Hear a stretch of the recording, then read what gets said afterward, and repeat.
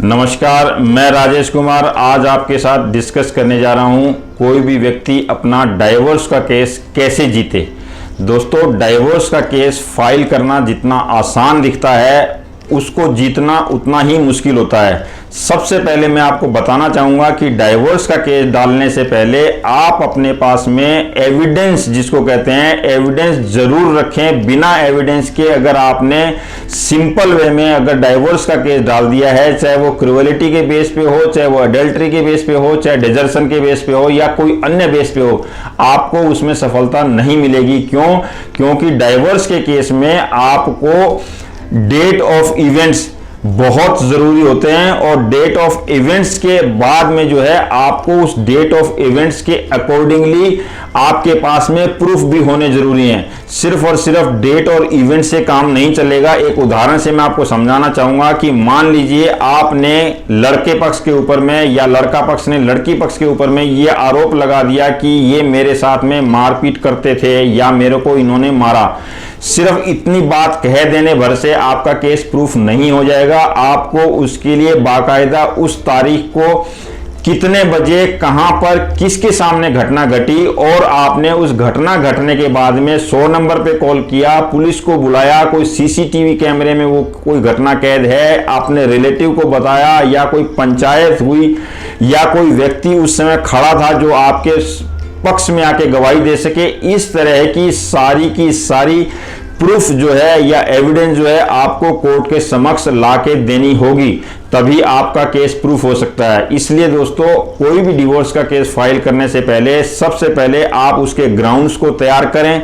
Grounds को तैयार करने के बाद में आप उस ग्राउंड्स के अकॉर्डिंग अपने पास में प्रूफ कलेक्ट करें, एविडेंसेस कलेक्ट करें और उन एविडेंसेस और प्रूफ के साथ में अपने वकील के पास में जाएं डिवोर्स का केस फाइल कराने के लिए।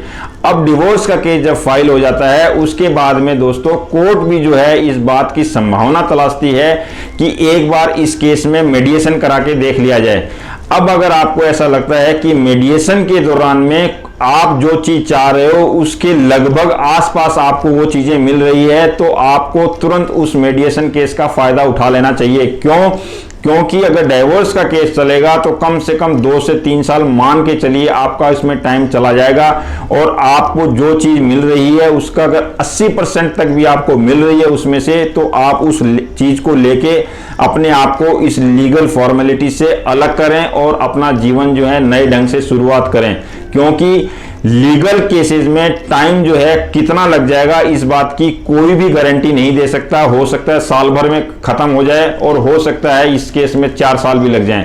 लेकिन आपको एक मीडिएशन की अपॉर्चुनिटी कोर्ट इमीडिएट देती है और इमीडिएशन की अपॉर्चुनिटी अगर आप समझते हैं उचित लग रही है तो आपको उसको तुरंत फायदा उठा लेना चाहिए, उसमें आपको देरी नहीं करनी चाहिए।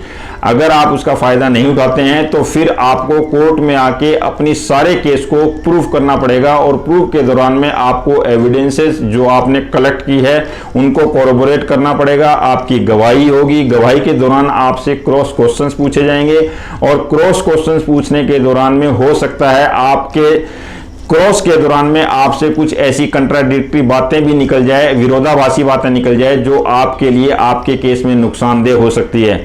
तो इसलिए हमेशा ये संभावना तलाशें कि अगर किसी भी तरह से एमिकेबल कोई सुटेबल सॉल्यूशन निकल जाए तो उसको सबसे पहले लपक लेना चाहिए, उसको नहीं छोड़ना चाहिए। मान लीजिए अगर आपका सेटलमेंट नहीं होता है तो फिर आप जो है एविडेंस कराएं, एविडेंस में बिल्कुल देरी ना करें और एविडेंस के दौरान में आप पूरी तरह से प्रिपेयर होकर जाएं। आपने जो जो बातें कही हैं उस सारी की सारी आपको ध्यान में होनी चाहिए और आपको हूबहू वैसी ही बातें पूरी की पूरी आपको क्रॉस के दौरान में बतानी चाहिए और आपने जो एविडेंसेस लगाई है, आपने जो प्रूफ लगाए हैं उनको आपको कोर्ट के समक्ष जो है प्रूव करना पड़ता है।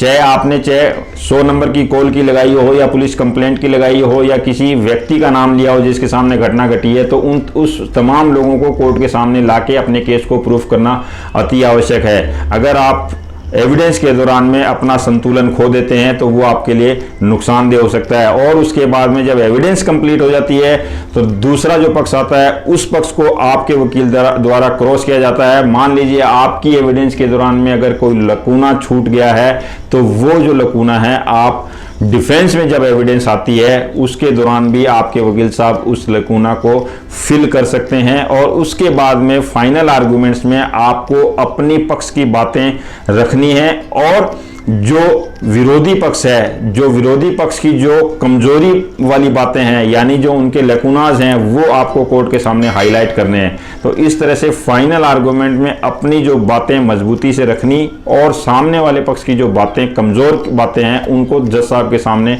मजबूती से रखना, तब जाके आप अपना डाइवोर्स का केस जीत सकते हैं। तो ये मेरी एक छोटी सी जानकारी थी डाइवोर्स केस के बारे में जो आप कैसे जीत सकते हैं। अगर मेरा ये वीडियो आपको अच्छा लगा हो तो लाइक, शेयर और सब्सक्राइब करना बिल्कुल ना भूलें और बेल आइकन जरूर प्रेस कर दें ताकि मेरा नया वीडियो आप तक सबसे पहले पहुंचे। नमस्कार, धन्यवाद।